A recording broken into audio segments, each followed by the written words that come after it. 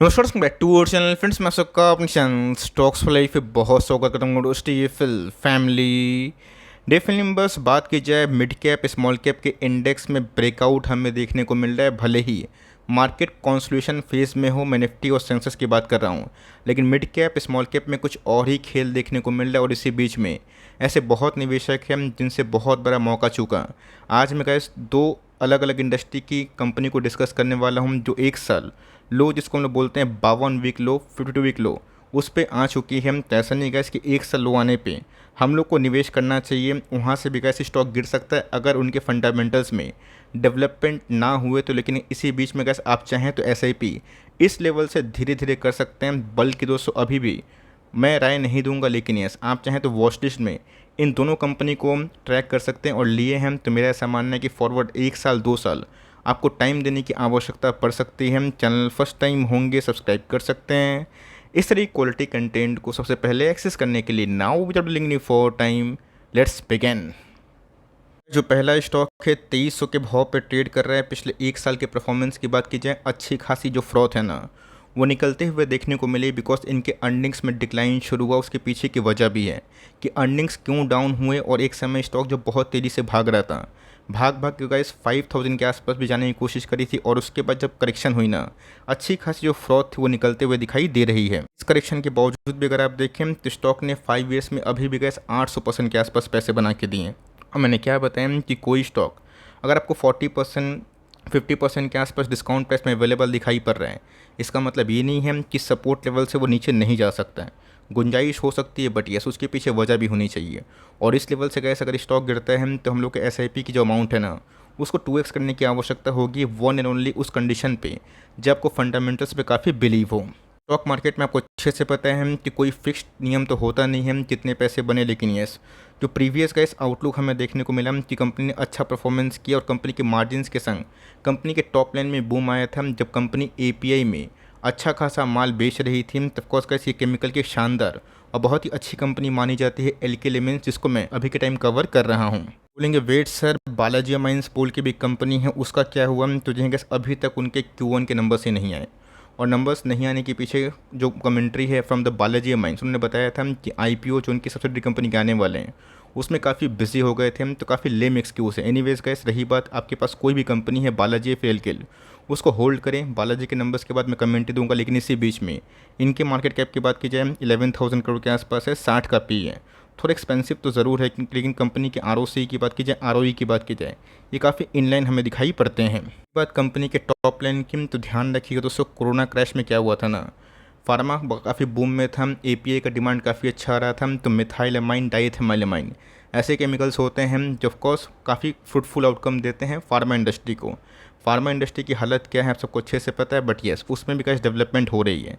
इस कंपनी की बात की जाए, टॉप लाइन गैस अभी भी अगर आप देखें तो उतने ख़राब नहीं है जितने मार्केट ने इसको अभी तक पनिश किया है। लेकिन यस एक समय गैस ऑपरेटिंग मार्जिन्स 30% के ऊपर थे, जो भी गैस नॉर्मलाइज होकर ना 20% के आसपास है। प्रॉफिटेबिलिटी डिप होने से वही होता है कि स्टॉक में जो फ्रॉथ होता है ना वो निकलता हुआ देखने को मिलता है। तभी भी गैस 1-2 क्वार्टर ना बहुत सारे केमिकल्स कंपनी के लिए अनिश्चित हैं। तो हमें बहुत ही क्लोजली मॉनिटर करने की आवश्यकता है कि उन सब फेस में कंपनी कैसा चैलेंजेस से उभर के अपने प्रॉफिटेबिलिटी को टॉप लाइन को बूस्ट कर सकती है।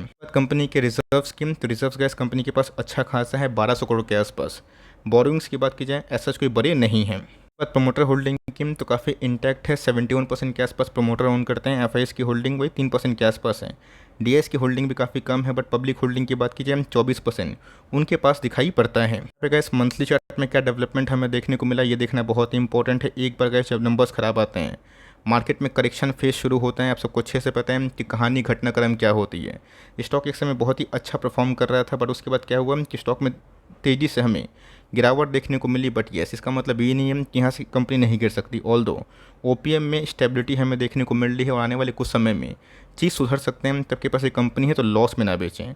रही बात फॉरवर्ड 5 ईयर्स के लिए, मैं इसको होल्ड करने की सलाह दूंगा। और इस लेवल से हर 200 पॉइंट के फॉल पे, 150 पॉइंट के फॉल पे इक्का दुक्का स्टॉक खरीद सकते हैं। अगर आपको कंपनी में इंटरेस्ट है, इनके बिजनेस मॉडल में इंटरेस्ट है, यस आप चाहते हैं कि 2 क्वार्टर और मॉनिटर करें, ऑब्जर्व करें, तब अपने रिस्क टेकिंग एबिलिटी से आप कुछ जजमेंट कर सकते हैं। बट ये ओवर लोकेशन का कोई कंपनी मत करिएगा तो सही होगा। रही बात आरएसआई इंडेक्स की, जो फ्रॉथ है और काफ़ी हद तक निकल चुका है। इसका इस दूसरी कंपनी की बात की जाए, ये 1000 के नीचे हमें देखने को मिल रहा है। एक समय गैस कंपनी भागी रही थी, 1200 के आसपास भी पहुंची थी और उसके बाद क्या सीधा डाइव मार के कंपनी बीच में 700 के आसपास भी पहुंच गई थी। बात एक साल के परफॉर्मेंस की उतना अच्छा नहीं है। जैसा कि हमने देखा कि एल्केलिमेंट्स में अच्छी खासी फॉल है, इस कंपनी में भी बड़ी फॉल होते हुए देखने को मिली और रीज़न साफ था, अर्निंग में डिस्टर्बेंस होंगे, मार्केट इसको डाइजेस्ट नहीं करता है। 32% के आसपास गैस एक साल में ही कंपनी लुढ़क चुकी है। IBS के परफॉर्मेंस की बात की जाए, अभी भी गैस बहुत ही ताबड़तोड़ अच्छे परसेंट ऑफ पैसे बनते हुए देखने को मिले, मतलब 900% के आसपास। अब ये गैस सेम जो एल्केलिमेंट्स है वैसे ही चार्ट हमें देखने को मिल रहा है। इस लेवल से कंपनी गिरती है तो ऑफकोर्स गैस ये 500 के करीब भी हमें दिखाई पड़ सकती है। तो ये गैस अपने आप में ही इस लेवल को देखना बहुत ही इंपॉर्टेंट है और इस लेवल के नीचे आएगा तो ऑफकोर्स गैस काफ़ी अच्छा डिमांड जोन होगा, जहाँ पे आप long term accommodation point of view से इसका वेट कर सकते हैं या फिर चाहे तो SIP धीरे धीरे आप वो भी कंडक्ट कर सकते हो। बात long term point of view की, तो लॉन्ग टर्म में अच्छे पैसे बने और कोई भी स्टॉक में गैस जब ट्रांजिशन फेज खत्म होता है और जब नया गोल्डन रैली आती है, कंपनी की EPS बढ़ते हैं तो स्टॉक मार्केट में पागल की तरह भागते हैं। तो सेम आपने देखा कि पॉलीप्लेक्स में क्या घटनाक्रम देखने को मिला, स्टॉक 2800 से कितना आ गया 1100। लेकिन अच्छी कंपनी है, उसमें भी रिकवरी होगी और इसमें भी रिकवरी होनी चाहिए। लेकिन यस, वो रिकवरी सर्टेन फॉल के बाद आएगी या फिर बेस फॉर्मेशन हो गया है, ये किसी को आइडिया नहीं होता है। तो ये का 3 जो लेवल है ना, ये समझना बहुत ही इंपॉर्टेंट है। 500, 650 और उसके बाद जो करंट मार्केट प्राइस है वो गैस अपने आप में बहुत देखना इंटरेस्टिंग होगा, किस लेवल के बाद कंपनी कैसा करती है। स्टॉक का नाम अगर आप देखें तो Rajratna global wires limited. Company करती क्या है इसके बारे में थोड़ा जानना ज़रूरी है। तो ऑफकोर्स गैस मिस्टर कोठारी साहब की बात की जाए, वो एल्केलिमेंट्स को बहुत ही दूर ले गए। सेम अगर आप देखें तो राजरत्न जो ग्लोबल है ये भी गैस बहुत ही पुरानी कंपनी है, मतलब वही 35 साल पुरानी कंपनी हमें दिखाई पड़ती है जब इनके इस्टेब्लिशमेंट हुए थे। कंपनी करती क्या है तो स्टील, कार्बन वायर की बात की जाए, ब्रॉन्ज कोटेड जितने भी टायर्स हो गए, ड्रॉन स्टील हो गए जिसको ब्लैक वायर बोलते हैं कॉमनली, उसमें काम करती है, जो गैस ऑटोमोबाइल में, कंस्ट्रक्शन में और इंजीनियरिंग में सब में यूज़ होती है। कि मार्केट कैप की बात की जाए तो काफ़ी छोटी, अगर आप देखें तो मात्र 4000 से नीचे। तो ऑफकोर्स गैस अगर छोटी है तो रिस्की भी होगी, तो अगर आप उसके लिए ओके हैं देन ठीक है। कंपनी अगर आप देखें तो आधा हो चुकी है, बट इसका मतलब ये नहीं कि इधर से फॉल नहीं हो सकता। हमें गैस ख़राब से ख़राब केस के लिए भी तैयार रहना है। अब इसका मतलब ये थोड़ी ना है कि 50% डिस्काउंट मिल रहा है तो हम लोग नहीं खरीदेंगे, छोटी क्वांटिटीज़ खरीदें और उसके बाद जो सटन फॉल होगा तो वहाँ पे धीरे धीरे एकोमोडेशन करें। 48 के आसपास प्राइस टू अर्निंग है, बट कंपनी के ROC और ROE काफ़ी इनलाइन है। बात कंपनी के प्रॉफिटेबिलिटी की, तो कंपनी के OPM सही है, बट येस कंपनी के जो विदेश में कारोबार थे तो वहाँ पे गैस कंपनी को झटका लगा है, जहाँ पे विदेशी प्लेयर्स वैसे ही कुछ प्रोडक्ट्स बना रहे हैं। और ऑफ कोर्स जो कंपनी विदेश में काम करती है तो गवर्नमेंट के कुछ रूल्स एंड रेगुलेशंस भी होते हैं, कुछ एक्साइज ड्यूटीज़ भी होती हैं। वही गए झटके की वजह से, न्यूज़ की वजह से कंपनी के इस बढ़ना कुछ ज़्यादा ही फॉल देखने को मिल रहा है, बट कंपनी के टॉप लाइन ठीक ठाक है।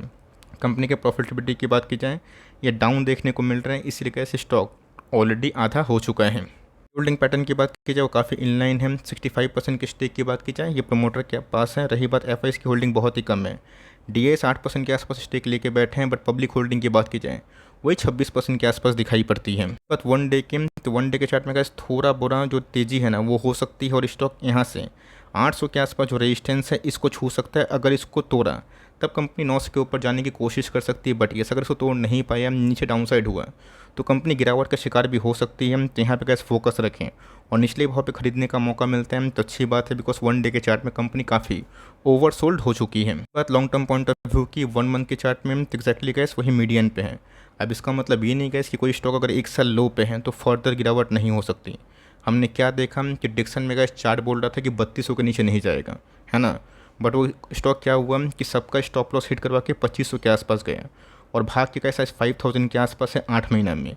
आपको ये समझना बहुत ही इंपॉर्टेंट है कि स्टॉक में गैस जब गिरावट होती है ना वो कोई मतलब कोई सपोर्ट नहीं मानता, और जब तेज़ी होती है तो पॉलीकैप की तरह कोई जो रेजिस्टेंस है वो नहीं मानता, वो गैस सेंटीमेंट होता है। तो दोनों कंपनी को ऑब्जर्व करें, अपनी फाइनेंशियल एडवाइज़र से सलाह मशवरा करें और उसके बाद जो बेस्ट बैंक लेवल आपको लगता है आप कर सकते हैं। मैंने गैस जो डिमांड जोन है उसको बता दिया और यहाँ से ख़रीदते भी हैं। 3% के आसपास एलोकेशन स्टार्ट करिएगा और धीरे धीरे चंक में एकुमुलेशन करिएगा, तब जाके आप डरिएगा भी नहीं। और ऑफकोर्स स्टॉक में निचले भाव पे आपकी एकुमुलेशन होगी, आपको लगता है कि 5 ईयर्स में कुछ ज़रूरत से ज़्यादा पैसे बनाए हैं और यहाँ से और गिरावट हो सकती है, तो अवॉइड करें। मार्केट में गैस हज़ारों ऑप्शंस हैं, ऐसा नहीं कि हर एक पार्टी में आपको ज्वाइन करना है, अटेंड करना है। कुछ कुछ पार्टी छोड़ भी दीजिएगा तो कोई दिक्कत वाली बात नहीं है, बट दोनों ग्रोथ स्टॉक हैं। रही बात केमिकल्स में, फार्मा में तेज़ी होगी तो केमिकल्स भागेंगे, बट यस उसमें गाइस फिल्टर करिए कि कौन सी कंपनी अच्छी है।